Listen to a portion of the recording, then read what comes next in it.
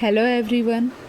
आज हम लोग स्टार्ट करेंगे स्केलर ट्रिपल प्रोडक्ट। पिछले क्लास हम लोग देखे थे वेक्टर प्रोडक्ट और उसका कैरेक्टरिस्टिक्स और कुछ एग्जांपल्स। ठीक है, तो scalar triple product it is the scalar product of A vector with vector product of other two vectors. ठीक है, जैसे दो वेक्टर्स का वेक्टर प्रोडक्ट के साथ जब हम लोग स्केलर प्रोडक्ट करते हैं उसको हम लोग बोलते हैं स्केलर ट्रिपल प्रोडक्ट। जैसे यहाँ पे हम लोग लिए हैं A vector dot B vector cross C vector, या A vector cross B vector dot C vector, B vector cross C vector dot A vector. ठीक है, इस तरह से हम लोग इसको क्या करते हैं, ये सारा उसका एग्जांपल्स है।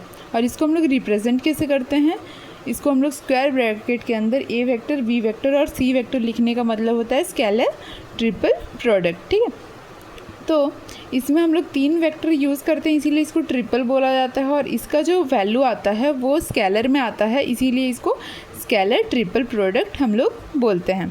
ठीक है, तो आखिर अभी हम लोग इसको यूज़ क्यों करते हैं, तो scalar triple product practically use होता है to measure the volume of a parallelepiped. ठीक है, तो scalar triple product A vector dot B vector cross C vector represent the volume of a parallelepiped having a vector v vector and c vector as its coterminous edges। ठीक है, तो ये हम लोग ले लिए हैं parallelepiped जिसमें कि जो OP है वो है a वेक्टर, OQ है वो है b वेक्टर एंड OS है वो है c वेक्टर। ठीक है, ये सारा इसका क्या हो गया, एजेस हो गया। और हम लोग क्या किए हैं, यहाँ पे एक हाइट ड्रॉ किए हैं जो कि a वेक्टर के रेस्पेक्ट में है। ठीक है, तो द एल्टीट्यूड ऑफ पैरेललोपाइड हम लोग का h लिए हैं, तो h क्या आ गया, a cos phi। तो हम लोग को पता है वॉल्यूम ऑफ पैरेललोपाइड क्या होता है, एरिया इनटू हाइट। तो volume of a parallelepiped area of its base into vertical height और एल्टीट्यूड। तो एरिया हम लोग नीचे ले लिए हैं, और एरिया ऑफ पैरेललोग्राम क्या होता है, हम लोग वेक्टर प्रोडक्ट में ही पढ़े थे कि मैग्नीट्यूड ऑफ द वेक्टर्स। तो यहाँ पे हम लोग का कौन कौन सा वेक्टर है, V vector and C vector. तो एरिया ऑफ पैरेललोग्राम क्या हो गया, V vector cross C vector का मैग्नीट्यूड, और ए कॉस फाई हम लोग का हो गया हाइट। तो हम लोग क्या किए, यहाँ पे डी वेक्टर को कंसिडर कर लिए B vector cross C vector. तो हम लोग का क्या वैल्यू आ गया, ए डी कॉस फाई। तो ए डी कॉस फाई हम लोग को पता है कि जब दो वेक्टर होता है और दोनों के बीच कॉस का एंगल होता है तो हम लोग का वो स्केलर प्रोडक्ट या डॉट प्रोडक्ट हो जाता है। तो ये हो गया A vector dot D vector. D vector हम लोग लिए थे V vector cross C vector, तो यहाँ पे आ गया, उसको पुट कर लिए A vector dot B vector cross C vector, जो कि एक वॉल्यूम ऑफ ए पैरेललोपाइड है। फिर हम लोग कुछ इसका कैरेक्टरिस्टिक्स देख लेते हैं। जैसे सबसे पहले हम लोग के पास कोप्लानर के लिए कि जब A vector V vector and C vector coplanar होता है तो हम लोग का जो उसका स्केलर ट्रिपल प्रोडक्ट होता है तीनों वेक्टर्स का, वो कितना आना चाहिए, 0। अगर वो 0 है मतलब ये जो ए वेक्टर वी वेक्टर और सी वेक्टर या जो कोई भी 3 वेक्टर्स है वो क्या होंगे, कोप्लानर होंगे। तो इससे हम लोग को क्या पता चला कि जो वॉल्यूम ऑफ पैरेललोपाइड क्या हो जाएगा, 0 हो जाएगा। ठीक है, तो फिर नेक्स्ट है, if any 2 vectors of a scalar triple product is same then the product is 0। ठीक है, जैसे हम लोग 3 वेक्टर ले रहे हैं, अगर उसमें से कोई भी 2 वेक्टर सेम होता है तो हम लोग का आंसर क्या आ जाएगा, 0 आ जाएगा। जैसे एग्जांपल हम लोग ले लिए हैं ए वेक्टर बी वेक्टर, या ए वेक्टर वी वेक्टर, या बी वेक्टर सी वेक्टर। तो इसमें से क्या है, इसमें ए वेक्टर कॉमन है, इसमें बी वेक्टर कॉमन है, इसमें सी वेक्टर कॉमन है। तो अगर कोई भी 2 वेक्टर कॉमन होता है तो हम लोग का वैल्यू कितना आ जाता है, 0। ठीक है, तो कैसे आता है, क्योंकि हम लोग को पता है A vector dot B vector cross we vector करेंगे तो हम लोग को पता है कि 2 सेम वेक्टर का जब क्रॉस प्रोडक्ट करते हैं तो हम लोग का वैल्यू क्या आता है, 0 आता है। तो इसलिए यहाँ पे क्या हो जाएगा, हम लोग का आंसर 0 हो जाएगा जब कोई भी 2 वेक्टर सेम होगा। फिर नेक्स्ट है, if 2 vectors are parallel the value is 0। अगर 2 वेक्टर पैरेलल भी है एक दूसरे से तो भी हम लोग का क्या आएगा, 0 आएगा, क्योंकि पैरेलल जब होता है तो उसमें एक कांस्टेंट और वही वेक्टर होता है। ठीक है, जैसे कि if B vector is parallel to A vector, तो बी वेक्टर क्या होता है, एक कांस्टेंट मल्टीप्लाई ए वेक्टर होता है, तो B vector is equal to K A vector. तो यहाँ पे हम लोग जब इसका स्केलर ट्रिपल प्रोडक्ट करेंगे A vector B vector C vector का, तो हम लोग का क्या आएगा, A vector cross B vector dot C vector. तो इसमें b की जगह हम लोग ये वाला वैल्यू पुट कर लिए, तो ए वेक्टर क्रॉस के A vector dot C vector equal to 0। हम लोग अभी ही देखे थे कि दो जब सेम वेक्टर होता है उनका वेक्टर प्रोडक्ट क्या आ जाता है, 0 आ जाता है। तो इसीलिए जब दो वेक्टर हम लोग का पैरेलल होगा तब भी हम लोग का वैल्यू क्या आ जाएगा, 0 आ जाएगा। तो अभी इसके बाद नेक्स्ट कैरेक्टरिस्टिक्स देखते हैं। इसमें क्या बोल रहा है, the value of scalar triple product depends on the cyclic order of A vector. जैसे साइक्लिक ऑर्डर क्या होता है, ए वेक्टर है, बी वेक्टर है, सी वेक्टर है, तो ए से बी को जाएगा, बी से सी को जाएगा, सी से ए को जाएगा, ये होता है साइक्लिक ऑर्डर।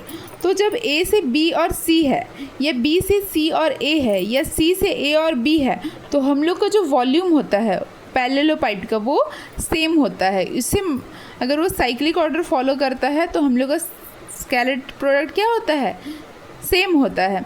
लेकिन जब हम लोग का ऑर्डर अलग होता है, जैसे ए वेक्टर के बाद क्या होना चाहिए, वी वेक्टर होना चाहिए, लेकिन जब यहाँ पे सी आ गया है तो हम लोग का क्या आएगा, यहाँ पे नेगेटिव साइन आ जाएगा। तो ये हम लोग का पूरा हम लोग का जो वॉल्यूम है वो क्या हो जाएगा, नेगेटिव हो जाएगा। तो जब A vector C vector B vector, या B vector A vector C vector, या C vector V vector A vector, मतलब जब हम लोग का ऑर्डर हम लोग का डिफरेंट हो जाता है, साइक्लिक नहीं होता है, तो हम लोग का वॉल्यूम क्या आ जाता है, नेगेटिव में आ जाता है। फिर नेक्स्ट है, the value of scalar triple product is independent of position of dot and cross.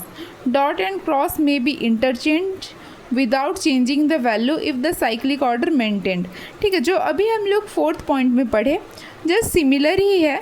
इसमें बोल रहा है कि ये जो डॉट और क्रॉस हम लोग देते हैं उससे मैटर नहीं करता है कि हम लोग कहाँ पे दिए हैं, लेकिन साइक्लिक ऑर्डर बस फॉलो होना चाहिए। जैसे हम लोग का यहाँ पे है A vector dot we vector cross C vector, या B dot C cross A vector, या C vector dot A vector cross we vector. जैसे यहाँ पे ए बी सी, यहाँ पे बी सी ए, यहाँ पे सी ए बी, सब क्या कर रहा है, साइक्लिक ऑर्डर फॉलो कर रहा है। तो हम लोग का यहाँ पे दोनों ए का वैल्यू क्या आ जाएगा, सेम आ जाएगा। उससे मैटर नहीं करता है कि हम लोग डॉट और क्रॉस को इंटरचेंज कर सकते हैं, बस साइक्लिक ऑर्डर फॉलो होना चाहिए। ठीक है, फिर नेक्स्ट बोल रहा है इट फॉलो डिस्ट्रीब्यूटिव लॉ। ठीक है, तो यहाँ पे हम लोग क्या किए हैं, 5 वेक्टर ले लिए हैं, जिसमें कि हम लोग का b प्लस डी एक है और c प्लस ई है। तो हम लोग का टोटल क्या वैल्यू आ जाएगा, a vector v vector c vector plus a vector v vector e vector plus a vector d vector c vector plus a vector d vector e vector, because both scalar and vector are distributive. हम लोग देखे थे कि जो scalar product होता है वो भी डिस्ट्रीब्यूटिव इन नेचर होता है, और जो वेक्टर प्रोडक्ट होता है वो भी क्या होता है, डिस्ट्रीब्यूटिव होता है। इसीलिए जो स्केलर ट्रिपल प्रोडक्ट होगा वो भी क्या होगा, डिस्ट्रीब्यूटिव लॉ को फॉलो करेगा। ठीक है, तो नेक्स्ट हम लोग के पास है scalar triple product in terms of component.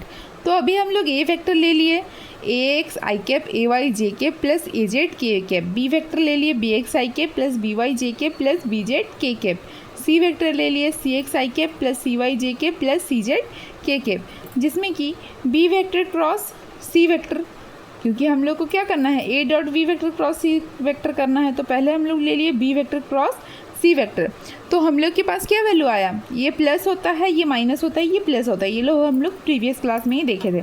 तो आई कैप के साथ B Y into C Z minus B Z into C Y, फिर माइनस जे कैप के साथ B X into C Z इन minus B Z into C X, क्योंकि हम लोग जब इसको करते हैं तो ये वाला रो और कॉलम को छोड़ दिए रहते हैं। तो हम लोग का फाइनल आंसर क्या आ गया, A vector dot we vector cross C vector का आ गया A X A Y A Z, B X B Y B Z, C X C Y C Z. ठीक है, जब इसको हम लोग डॉट प्रोडक्ट किया I cap J cap K cap हम लोग का कैंसिल हो गया। ठीक है, thank you, I hope you understand.